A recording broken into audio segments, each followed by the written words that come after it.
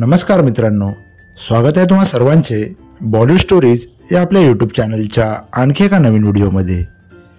आपल्या कसदार अभिनयाने 60 वर्षे रंगभूमीची अविरत सेवा करणारे स्वर्गीय राजा मयेकर यांच्याविषयी आज आपण माहिती जाणून घेणार आहोत। लोकनाट्याचा राजा असा खिताब मिळवणाऱ्या राजा मयेकर यांनी तब्बल 60 वर्षे रंगभूमीची अविरत सेवा केली। अशा राजा मयेकर यांचा जन्म सिंधुदुर्ग जिल्ह्यातील कुडाळ तालुक्यातील चेंदवन या गावातला। मयेकरांचे 1ली ते 4थी पर्यंतचे शिक्षण या गावातच झाले। त्यांचे वडील तानाजी मयेकर मुंबईमध्ये युनियन मिलमध्ये कर्मचारी होते। राजा यांची शिक्षणाची ओढ बघून पुढील शिक्षणासाठी वडिलांनी त्यांना मुंबईमध्ये आणले। काही दिवसातच त्यांची आई इतर 4 भावंडांना घेऊन मुंबईमध्ये आली।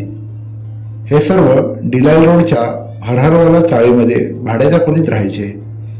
करी रोडच्या म्युन्सिपाल्टीच्या मराठी शाळेत मयेकरांचे नाव घातले गेले। याच ठिकाणी त्यांना लोकनाट्याचा सूर गवसला। राजा मयेकरांचे कलागुण लक्षात घेता त्यांचे वर्गशिक्षक त्यांना शालेय वेशभूषा स्पर्धेत भाग घेण्यासाठी आग्रह करत। त्या काळी वेशभूषा, अभिनय यांसारख्या स्पर्धांमध्ये सहभागी होणाऱ्या स्पर्धकांच्या वाजत गाजत मिरवणुकी निघत असत। त्यामुळे त्या मिरवणुका बघण्यासाठी लोकांची देखील गर्दी व्हायची। त्या गर्दीमध्ये हरहरवाला चाळीचे रहिवासीही असायचे। त्यांनी राजा यांना स्पर्धकांच्या गर्दीमध्ये पाहिले होते। त्यामुळे राजा मयेकर चांगला अभिनय करतात हे चाळीतील सांस्कृतिक मंडळाच्या सभासदांच्या लक्षात आले। त्यांनी मयेकरांना सार्वजनिक गणेशोत्सव मंडळामध्ये बसवलेल्या बालनाट्यातून कामे दिली। मयेकरांनी वयाच्या 15व्या वर्षी खऱ्या अर्थाने रंगभूमीवर पाऊल टाकले। ते कृष्णराव गणपत साबळे तथा शाहीर साबळे यांच्यामुळे। मुंबईमध्ये ते राहत असलेल्या चाळीत शाहीर साबळे यांचे येणेजाणे असे। चाळीतील बहुतांश लोकांची भाषा ही पश्चिम महाराष्ट्रातील होती। त्यात मयेकर यांचा मराठी अस्खलित आणि शुद्ध। शाहीर साबळे यांना राजा यांची भाषा फार आवडे। मयेकर यांनी एका मुलाखतीत सांगताना उल्लेख केला होता की माझा अस्खलित मराठी ऐकून शाहीर साबळेही चाट पडायचे। कोकण्याचं पोर कसं बामणावाने बोलते बघा, असं अभिमानाने बोलायचं। यामुळेच साबळे यांनी कृष्णकांत दळवी व राजा मयेकर यांना सोबत घेत शाहीर साबळे आणि पार्टीची स्थापना केली। या माध्यमातून मयेकर यांनी केलेल्या लोकनाट्यातील भूमिकांमधून त्यांना एक कलाकार म्हणून खरी ओळख मिळाली। त्यामुळे आपल्या कारकिर्दीविषयी बोलताना ते शाहीर साबळे यांचा उल्लेख आवर्जून करत असत। 6व्या इयत्तेनंतर मयेकरांना शिक्षण आणि हरहरवाला चाळीतील घर सोडावे लागले। यावेळी त्यांच्या वडिलांची तब्येत खूपच खालावली होती। त्यानंतर राजा आपल्या आई वडील आणि भावंडे यांच्यासह डिलाल रोडवरच्या वाण्याच्या चाळीतील भाड्याच्या घरात स्थलांतरित झाले। घरचे भाडे भरता यावे, कुटुंबाला आर्थिक हातभार लागावा म्हणून ते डिलाल रोडलाच पेपरची लाईन देखील टाकू लागले। एका फोटोग्राफरच्या दुकानात नोकरी देखील केली। रात्री लोकनाट्यातून कामे करू लागले। आपले शिक्षण थांबले ही खंत त्यांनी स्वतःला कामात गुंतवून कमी केली। लोकांचे प्रश्न मांडण्याचे मोठे काम त्यांनी आपल्या लोकनाट्यातून केले। जिद्दीने गावागावामध्ये जाऊन कार्यक्रम केले। तरीही त्यांना लोकप्रियता मिळवायला तब्बल 15 वर्षे संघर्ष करावा लागला।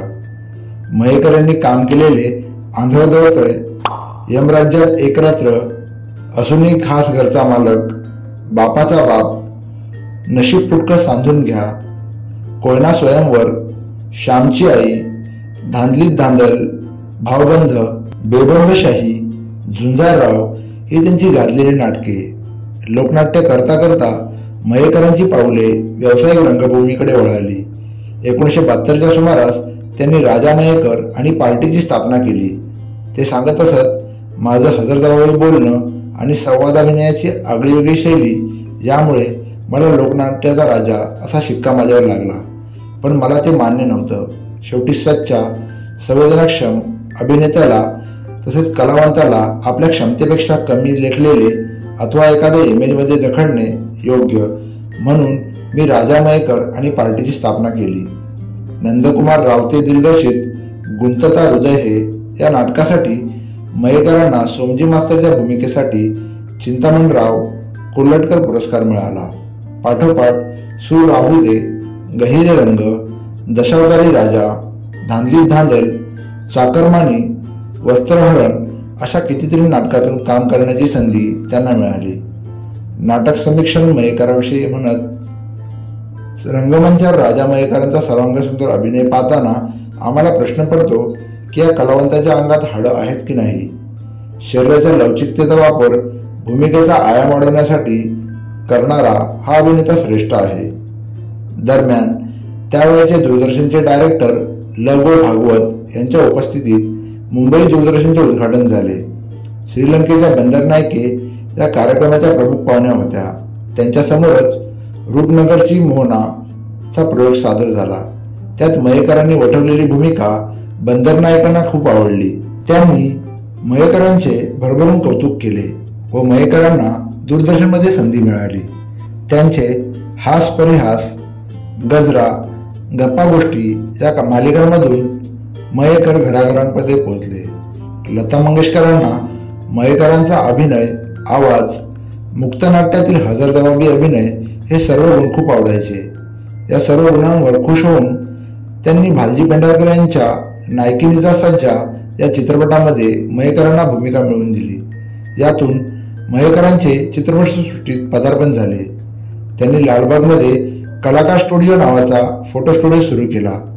1950 ते 60 या काळात मराठी आणि हिंदीमध्ये भरपूर आशयघन चित्रपट आले. बाबूराव पेंटर, भालजी पेंढारकर यांसारखे गुणी कलावंत चित्रपटसृष्टीने दिले.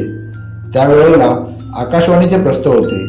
आकाशवाणीवर काम करणे हे प्रतिष्ठेचे समजले जायचे. घरोघरी दूरदर्शन सुरू झाल्यावर मालिकांचा जमाना आला. पण मयेकर सांगत, मी मात्र जास्त रमलो ते केवळ रंगभूमीवर. मयेकर यांनी आपल्या 90 वर्षाच्या आयुष्यामध्ये लोकनाट्य, व्यावसायिक रंगभूमी, आकाशवाणी, दूरदर्शन, चित्रपटसृष्टी या सर्व माध्यमांमधून आपल्या अभिनयाचा ठसा उमटवला. विनोदाची पातळी कधीही घसरू न देता त्यांनी केलेल्या अभिनयाची आठवण आजही काढली जाते. रंगभूमीची अविरत सेवा करणाऱ्या या लोकनाट्याच्या राजाचे निधन शनिवार दिनांक 15 फेब्रुवारी 2020 रोजी झाले. बॉलिवूड स्टोरीज या यूट्यूब चॅनलकडून राजा मयेकर यांना भावपूर्ण श्रद्धांजली. मित्रांनो, स्वर्गीय राजा मयेकर यांच्याविषयी दिलेली माहिती आपणास कशी वाटली ते आम्हाला कमेंटद्वारे नक्की कळवा. व्हिडिओ आवडले असल्यास व्हिडिओला लाईक आणि शेअर करा. चॅनलवर नवीन असाल तर सबस्क्राईब देखील करा. शेजारील बेल आयकॉनवर क्लिक करा, म्हणजे आमच्या नवीन व्हिडिओचे अपडेट्स सर्वात आधी आपल्यापर्यंत पोहोचतील. व्हिडिओ शेवटपर्यंत पाहिल्याबद्दल धन्यवाद.